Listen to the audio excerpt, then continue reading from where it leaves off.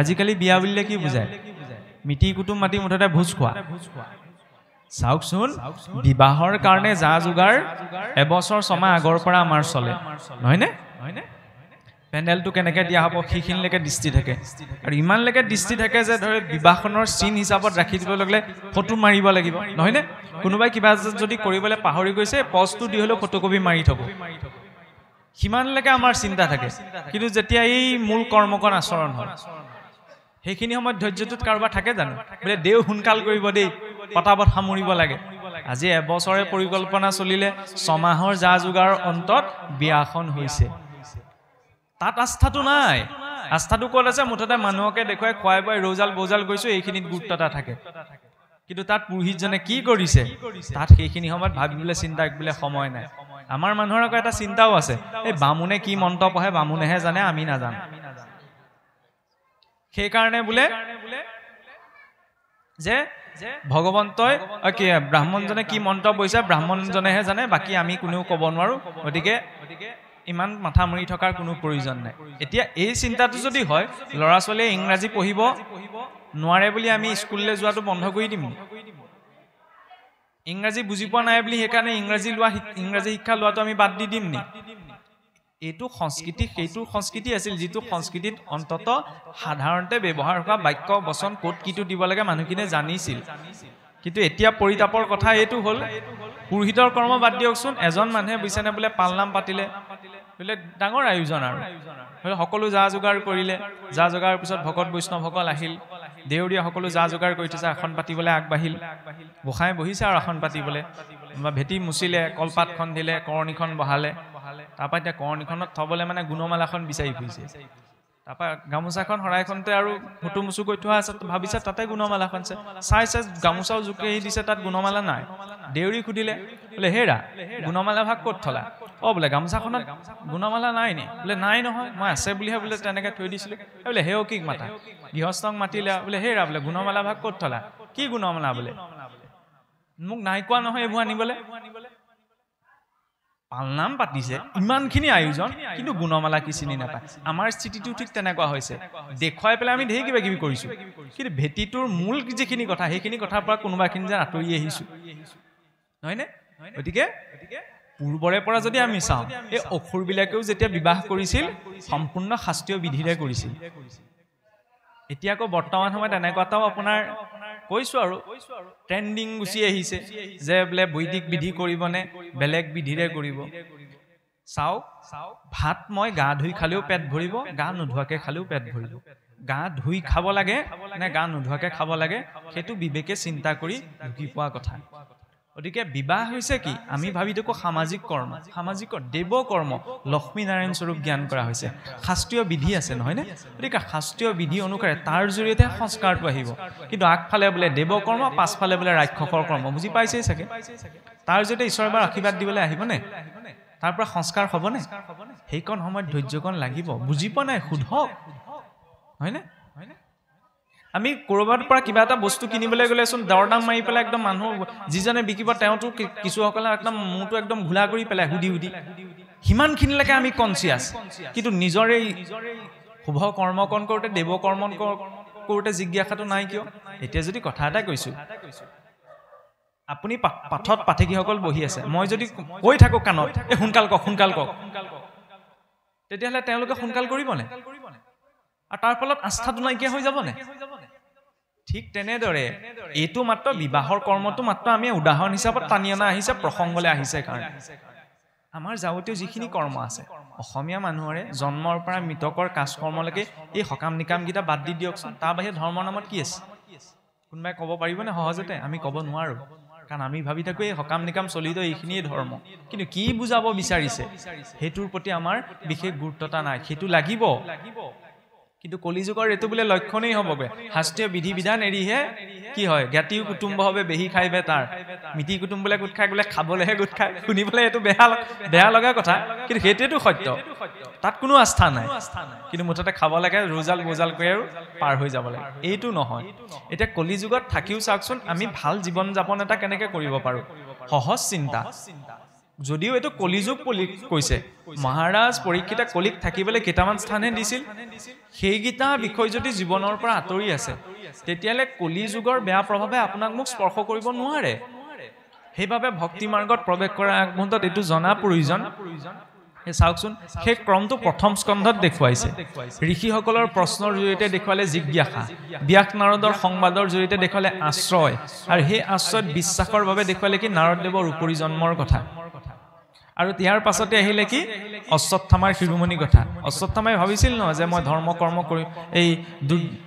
দ্ৰৌপদীৰ ৫জন পুত্ৰক হত্যা কৰিলে দুৰ্যোধনে মোক বহুত ভাল পাব আৰু ভাল পালে মোক ধন সম্পত্তি ধেই দিব ধৰ্ম মাৰ্গত কিবা এটা পোৱাৰ ভাৱনালৈ আগবাঢ়িব নালাগে গতিটো নহলে অশ্বত্থামাৰ নিচিনা হয় তেতিয়া হিতাহিত চিন্তা কৰাৰ শক্তিটো হেৰুৱাই পেলাই তাৰ বিপৰীতে ভাৱটো কেনেকুৱা লাগিব এই দ্ৰৌপদীৰ দৰে যে নিজ ৫জন পুত্ৰক হত্যা কৰা সেই অশ্বত্থামাকো তেওঁক অপকাৰ কৰিলে অশ্বত্থামাৰ মাতৃয়ে দুখ পাব বুলি ক্ষমা কৰি দিব পাৰিছে সেই ক্ষমাৰ গুণটো আমাৰ ভিতৰত প্ৰয়োজন তেতিয়া কুন্তিৰ দৰে ভাৱ বুজিব যে প্ৰভু সুখ দুখ বুলি মোৰ কোনো ইচ্ছা নাই কিন্তু এটাই চিন্তা কৰো মোৰ লাগিল জীৱনত লাগিলে বিপদেই আহক কিন্তু বিপদতো যাতে মই তোমাক পাহৰি নাযাওঁ এই ভাৱটো আহিলে সেই জীৱৰ বাবে ভীষ্মৰ দৰে গতি পোৱা সম্ভৱ কিন্তু এতিয়া আমি কলিযুগৰ মনুষ্য কলিযুগৰ মনুষ্য হয় তেতিয়ালে সতৰ্কতা কোনখিনি সেইভাবে তাৰ পাছতে প্ৰসংগ আহিছে পৰীক্ষিতৰ কলি নিগ্ৰহৰ কথা আমি সকলোৱে কাহিনীটো জানা কম বেছি পৰিমাণে হয়নে সেই কাহিনীটো বেলেগকৈ কোৱা প্ৰয়োজন নাই কিন্তু এইটো কথা চাওকচোন একেবাৰে সহজ সৰল কথা কিছুমান ভাগতে আমাক কৈ আছে কিন্তু আমাৰ গোটেই গাঠি কেইটা সেইকেইটা বিষয়তে কিন্তু লাগি থাকে ৰজা পৰীক্ষিতে কলিক থাকিবলৈ কত দিছিল বলে জয়িত খেলে যোৱা পাখা কৰে মদ্যপান স্ত্ৰী পঞ্চহোনা গৃহস্থৰ থাকে জয়িত এহি স্থাৰী স্থান দিলু বংশ গয়া তৈত বলি বিশ্বদেৱ পঞ্চযজ্ঞ যাৰ নাই তাৰ পঞ্চস্থানত থাকিবি সৰ্বদাই জয়িত কৰে শ্ৰৱণ কীৰ্তন কেশৱৰ নচাবি পাপী হিতু গৃহস্থ ওচৰ প্ৰথমতে কত দিলে দ্যুতম অৰ্থাৎ জুৱা খেল এই আগতে শকুনিয়ে যিখন খেলিছিল সেইখনে একমাত্ৰ জুৱা খেল নহয় নহয় কেতিয়াবা আমাৰ যে দেখা যায় কিনিবা হকাম বিয়া পাতিলে দুজনমান তাসপাত দুখিলা মান লৈ যে বহে সেইখনো জুৱা খেল দেৱালীৰ দিনা বুইছেনে আপোনাৰ কৈছো আপোনালোকে ধৰি লওক খোলাকৈ কৈছো আপোনাৰ হবে অসন্তোষ নকৰিব পৰম্পৰা হিচাপত আমি আপোনালোকৰ গাঁৱতো কিন্তু এটা দেখিছো এটা ব্যৱস্থা দেখিছো দেৱালীৰ সময়ত আয়োজন কৰা হয় এটো নামটো মই পাহৰি গৈছো এটো চকৰি খেল বুলি যে কয় পইচা লগোৱা হেতু কি জুৱা খেল শুনিবলৈ এটো বেয়া লাগিব কিন্তু হেতু সত্য হয়নে দেৱালীৰ দিনা মই ঘৰত চাকি গছ নজ্বলাব পাৰো কিন্তু আজিকালি গাঁৱে গাঁৱে নগৰে নগৰে ব্যৱস্থা আছে কি চকৰি খেল 10 টকা এটাৰ টিকেট লৈ পেলাই 100 টকা এটাৰ বস্তু যেতিয়া লাগিছে তো ঠগ প্ৰবঞ্চনা যত ঠগ প্ৰবঞ্চনা আছে তাৰ জৰিয়তে জীৱনলৈ সুখ শান্তি নাহে কলি মানে কি বেয়া প্ৰভাৱ যত অশুভ আছে সেই অশুভটোৱে জীৱনলৈ বেয়া প্ৰভাৱহে আনিব আমি ইমান ভাবি নাপাওঁ যে এইটোৰ কাৰণে মোৰ এইটো হৈছে কিন্তু সেই প্ৰভাৱবিলাক থাকি যায় সেইকাৰণে ধৰ্ম মাৰ্গলৈ আহিছো যেতিয়া হয়নে দুই নাও দুই ভৰি হ'ব নালাগে হয়নে দুই নাও দুই ভৰিলে জৰাখণ্ডৰ দৰে কেতিয়া দুই ফাল হৈ যাম ঠিক নাই সেইকাৰণে অন্তত স্পষ্টতা যি স্থানত জুৱা খেলিব য'ত জুৱা খেল খেলা সেই স্থান পৰিত্যাগ কৰিব লাগে এইবিলাক এতিয়া মনলৈ আহিব এইবিলাক আৰু এই শৰণীয়া ভজনীয়া ভকতৰ কাৰণে মানুহৰ কাৰণে আমাৰ বাকীবিলাকৰ কাৰণে দৰকাৰ নাই এইটো অন্ধবিশ্বাস আমি মানুহ হয় মানুহৰ দৰে জীয়াই থাকিব লাগে গতিকে যি স্থানত জুৱা খেলিছে সেই স্থানত ধৰ্মৰ ধটো থকা সম্ভৱ নাই গতিকে জুৱা স্থান পৰিত্যাগ হ'ব লাগে পুনশ্চ কৈছে জুৱা মানে এইটোৱে নহয় সেই আগতে শকুনিয়ে খেলাখন য'ত আপোনাৰ পইচাৰ খেল খেলা হৈছে সেইখনেই জুৱা য'ত ধন লগোৱা হৈছে চাওকচোন নাৰায়ণৰ পত্নী বুলি ঐশ্বৰ্যৰ গৰাকী বুলি আমি লক্ষ্মীক সন্মান দিওঁ নহয়নে লক্ষ্মীৰ প্ৰতি সন্মানটো টকাকিটাত যদি লগোৱা হৈছে অপবিত্ৰ খেল এটাৰ কাৰণে তেতিয়া বাৰু তাত লক্ষ্মী স্ত্ৰীয়ে থাকিবনে লক্ষ্মীৰ প্ৰতি সন্মান হ'লনে নহ'ল নাৰায়ণক সন্মান কৰিলে নহ'ব নহয় তেওঁৰ পত্নীকোতো সন্মান কৰিব লাগিব কেনেদৰে বেলেগকে কোনোবাই উপাসনা কৰিব বিচাৰে উপাসনা কাৰণে ঠিক আছে অন্তত ধন বিত্ত এইখিনি তাত শুদ্ধতাৰে অৰ্জন কৰাৰ জৰিয়তেতো শুদ্ধতাটো আচৰণ কৰিব লাগিব গতিকে এইটো দৰ্শন কোনো কাৰণতে যাতে আমাৰ ল'ৰা ছোৱালী সেই ক্ষেত্ৰৰ সৈতে জড়িত নহয় দ্বিতীয়তে সুৰাপানৰ কথানো কি ক'ব আৰু সকলোৱে জানেই নহয়নে দেশকালৰ পৰিস্থিতি ইমান বেয়া লাগি গৈছে আমাৰ নিচিনা ল'ৰা ছোৱালীও মদ পানী খাই আপোনাৰ য'তে ত'তে ঘূৰি ফুৰি উদণ্ডতা প্ৰকাশ কৰিছে আগতে অসুৰৰ ল'ৰা ছোৱালীও মদ পানী খোৱা নাছিল জানিছিল অন্তত এতিয়া চিন্তা যদি এইটো হয় গাখীৰ বিক্ৰী কৰা জনেও চাওকচোন দুৱাৰ মুখত আহি চাইকেলৰ টিলিঙাটো কোবাব লাগে আৰু ইবিধ বিক্ৰী কৰা যেনে এই জংঘলৰ মাজত থাকিলেও বিচাৰি যায় হেতু মানসিকতাত কিবা ধৰ্ম হ'ব জানো আৰু ধৰ্ম বাদ দিয়কচোন মানুহৰ চিন্তা কোনখিনি কেচুৱাটোও বাগৰি বাগৰি খোজ কেইটা পুনাব বিচাৰে হয় নে নহয় বাৰু আহে গল আৰু এইজন যদি ডাঙৰ হৈ খোজ বেকা হয় কিবা এটা খায় চিন্তাটো কি থাকিল বাৰু ইয়াত সাংঘাতিক একো ধৰ্ম কথা নাই নহয় জীৱনটো পাইছো ভাল বস্তু খাবলৈ ঈশ্বৰে এখিনি এচিড পেটটোত ভৰাই দিছে তাকো এলাপেচা এচিড নহয় হাইড্ৰক্লৰিক এচিড ইয়াৰে এটোপাল যদি আমাৰ ইয়াত পৰিবলৈ হয় হাড়েদি ফুটা ওলাই যাব আৰু এনেকুৱাকে ব্যৱস্থিত ৰূপত ভৰাই দিছে যাতে আমাৰ অনুভৱো নহয় কিন্তু ইয়াৰ ওপৰত যদি মই আকৌ এচিড ঢালিছোগে হেতু ঈশ্বৰৰ প্ৰতি কৰা অপমানেই নহয় নে ঈশ্বৰে এই মেচিন ইমান ভাল বস্তু এটা দিছে তাৰ ওপৰত বাৰু মই আকৌ এচিড ঢালা প্ৰয়োজন আছে নে সেই চিন্তাটো যেতিয়া কৰিব পাৰিব তেওঁক বেলেগকে ধৰ্ম ধৰাৰ প্ৰয়োজন জানো তুমি এটো বস্তু নাখাবা বুলি চিন্তাটো কৰিব পাৰিব ন যে ঈশ্বৰ ইমান ভাল শৰীৰ এটা দিছে ডিজেল ইঞ্জিনটোত পেট্ৰল ডিজেল মিক্স কৰি ভালে বেছি দিন ভালে থাকিব জানো থকা গিটা দিন অন্তত ভালৰ মাজত ৰাখো সেইকাৰণে মহাৰাজ কলিয়ে জানিছিল থাকিবলৈ কত দিলে খুৰা পানত কিন্তু চাওকচোন গোটেই আপোনাৰ অঞ্চলটো ঘূৰিলে কিতাপৰ দোকান এখন আপুনি কম নাপাব পাৰে কিন্তু মদৰ দোকান আপোনাৰ চহৰে গাঁৱতটো আজিকালি কিছুমান গাঁৱত আমাৰ কি বুলি কয় কৈছো আৰু এইবিলাক লুকুৱাই থোৱা কথা নহয় এইটো বাস্তৱিকতা আমি কি বুলি কয় ঘাটি বুলি কয় হয়নে সেইটো মানসিকতাত আমাৰ জৰিয়তে কিবা পৰিৱৰ্তন হ'বনে তাৰ পিছত কিন্তু আমি হাজাৰ শাস্ত্ৰ কথা শুনি পঢ়ি থাকিলেও লাভ নাই যদি সেইকণ চিন্তাই আমাৰ মনত ক্ৰিয়া কৰিব পৰা নাই আমি এটো কোৱা নাই যে আপোনাহাবৰ মাজত হেতু পৰিবেশ আছে কিন্তু আমাৰ আখে পাখে হৈ আছে ন যাতে যদি দেখিছো যাতে আপুনি মই ক'ব পাৰো যে কি কৰি আছা আন চিন্তা কৰিবই নালাগে কেচুৱাতেও খুজগিটা পুনাব বিচাৰিছে থকা গিটা দিন ভাল বস্তু খাই থাকাচোন সেইকণ চিন্তা ইয়াৰ পাছত ক'ত দিলে যত প্ৰাণী হিংসা হ'ব এটা বৰকে মাছ মঙহৰ কথা নকওঁ ৰাইজে পাছত বেয়া পায় খুব গালি দিয়ে কিন্তু অন্তত এটো চিন্তা ঈশ্বৰৰ ওচৰত যেতিয়া মই ভাবিছো যে প্ৰভু মোক ভালে ৰাখা মোৰ পৰিয়ালটোক ভালে ৰাখা তেতিয়া মই নিজৰ ভোজনৰ বাবে আন পৰিয়াল এটা নষ্ট নকৰিবওটো লাগিব আনৰ পৰিয়াল এটা যদি নষ্ট কৰা হৈছে তেতিয়া মই ঈশ্বৰৰ ওচৰত নিজৰ সুশান্তি কেনেকৈ কামনা কৰোঁ সেইটো জীৱনত প্ৰভাৱ নপৰিবনে আমি পদাৰ্থ বিজ্ঞানতে পাইছো যে প্ৰতিটো ক্ৰিয়াৰে সমান আৰু বিপৰীতমুখী প্ৰতিক্ৰিয়া থাকে জীৱনত তেতিয়াহলে যেটো কৰা হল হেতু প্ৰতিক্ৰিয়া এটা জীৱনত নোপোৱাকে থাকিম নে পাম কি কষ্ট ৰূপত পাম হেতু হয়তো নাজানো কিন্তু হেতু ঘূৰাই পামেই পিতামহ ভীষ্ময়ো যাত্ৰা পথত গৈ থাকোতে হাপ এডাল পাৰ হৈ গৈছিল সেই এইডাল কিবি ধনুৰ আগে ধৰিলৈ পাছলৈ দলিয়াই দিলে ঘূৰি নাচালে সেই সাপডাল গৈ পেলাই কাঁইটিয়া গছ এজোপাত পৰিল তাতে বোলে 7 দিন ধৰফৰাই সেই সাপটো মৰিব লগা হ'ল সেইকাৰণে বোলে পিতামহ ভীষ্মৰ সৰহজ্জা ইমান শ্ৰেষ্ঠ বৈষ্ণৱ নিজৰ কৰ্মৰ পৰা তেওঁ আঁতৰিব পৰা নাই আমিতো সাধাৰণ মনুষ্য নহয়নে জয় বিজয় বৈকুণ্ঠ বোলে যি স্থানলৈ গ'লে জীৱ আকৌ এইখন সংসাৰলৈ আহিব লাগে সেই স্থানৰ পৰা ঈশ্বৰে সহায় দিছিল কিয় তাত কুণ্ঠা প্ৰকাশ কৰিছিল বৈকুণ্ঠ যত কুণ্ঠৰ কুণ্ঠা থাকিব নোৱাৰে ঈশ্বৰে আমি যেতিয়া কৈছো কৰুণাময় ৰাম কৰুণাময় কালৰ মূৰ্তিটো তেৱেই যদুকুলক ধ্বংস কৰি দিলে কিয় ঋষি মুনিসকলক ভেঙুচালি কৰাৰ বাবে আমিতো সাধাৰণ মনুষ্য এতিয়া চাওকচোন শাস্ত্ৰই কৈছে বোলে মদ্যপান কৰি যিটো হৰিগৃহ পকে 21 পুৰুষত আৰু নৰকত পৰে এফালে বোলে ঈশ্বৰ ভক্তি কৰিলে 21 পুৰুষ উদ্ধাৰ হয় আনফালে যদি মদ্যপান কৰি হৰিগৃহ প্ৰৱেশ কৰা হৈছে সেইজনৰ বোলে 21 পুৰুষ নষ্ট হয় এই বোলে কলে হ'বনে এক নামে তো যত পাপ বোলে সংহৰিতে পাৰে ততেক পাতকি পাপ কৰিতে নোৱাৰে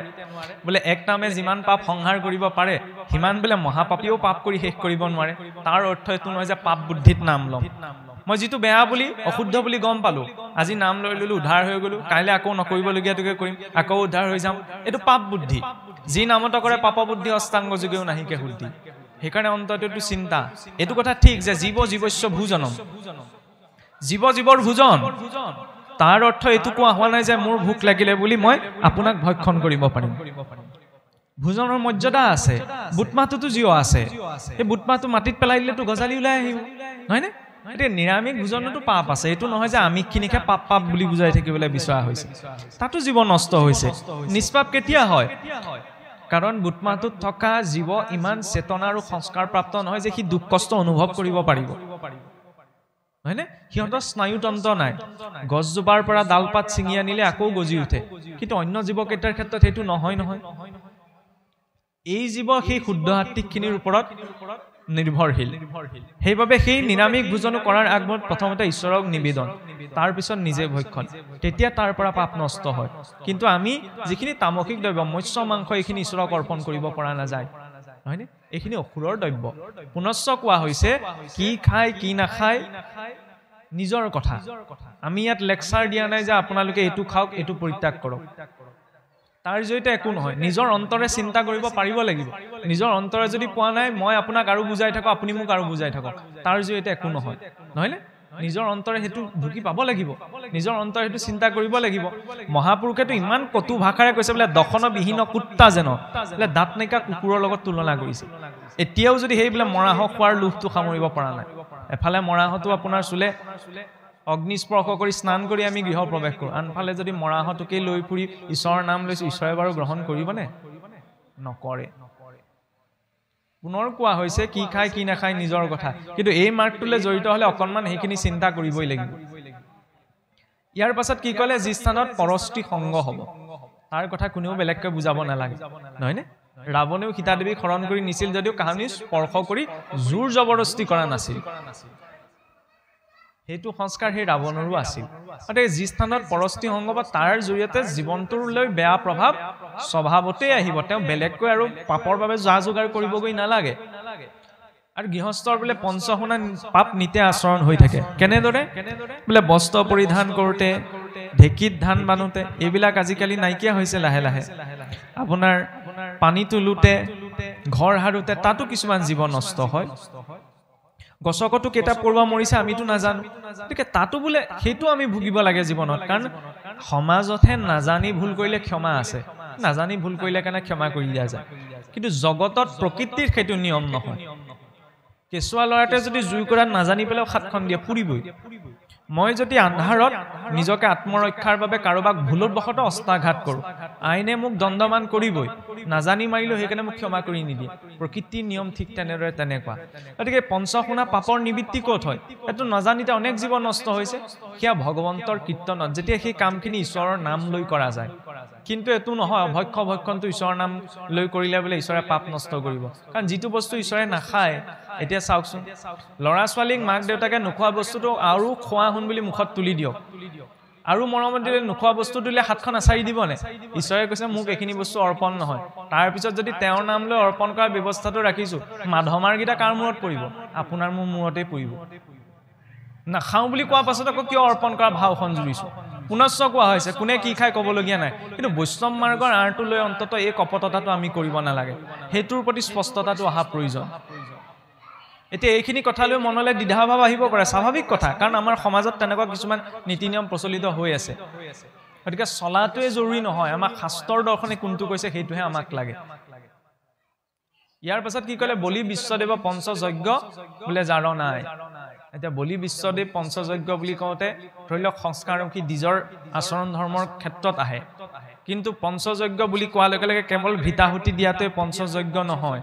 প্ৰতিজন গৃহস্থৰে নিত্য নৈমিত্তিক আচৰণৰ বিধিত এই পঞ্চযজ্ঞ পৰে কি কি অধ্যাপনম তু ব্ৰহ্মযজ্ঞম পিতৃযজ্ঞস্তু তৰ্পণম হোম দেৱ বলিৰ্ভূতানি অজ্ঞ অতিথি পূজনম অধ্যাপনা কৰাজনৰ প্ৰতি সন্মানৰ ভাৱ ৰাখোতেই স্বভাৱতে আচৰণ হয় ব্ৰহ্মযজ্ঞ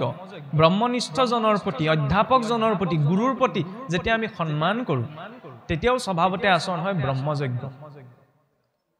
কাৰণ ঈশ্বৰক উপাসনা কৰাৰ আগমুহূৰ্তত আমি গুৰু স্মৰণ কৰো আৰু সেই গুৰুৰ ওচৰলৈ যোৱাৰ এইখিনি চাওকচোন বোলে শৰণ বিনাই ভকতি কৰয় এৱা ঘটে যেন জল আশ্ৰয় নোলোৱাকে ভকতি কৰিলে এৱা ঘটত পানী ভৰাই দিয়া নিচিনা কণ্টেক্ট থাকিব তাৰ পৰা শুকাই যাব সেই ভক্তি স্থায়ী হ'বলৈ গুৰুমুখী হোৱাৰ প্ৰয়োজন আৰু সেই গুৰুজনৰ প্ৰতি শ্ৰদ্ধা বিশ্বাসতে এইটো নহয়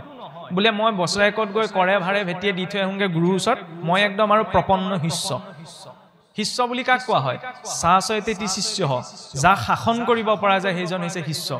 গুৰুৱে যিমতে কৈছে সেইমতে মই চলিব লাগিব কিন্তু গুৰুৱে কৈছে যদি পূবে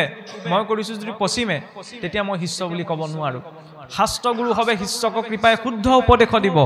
শিষ্য হবে শুদ্ধভাৱে নাচৰিলে তাৰা হবে কি কৰিব গুৰু আৰু শাস্ত্ৰই কেতিয়াও ভুল উপদেশ দিয়া নাই সেইকাৰণে শিষ্যৰ বোলে 5টা লক্ষণ থাকিব লাগে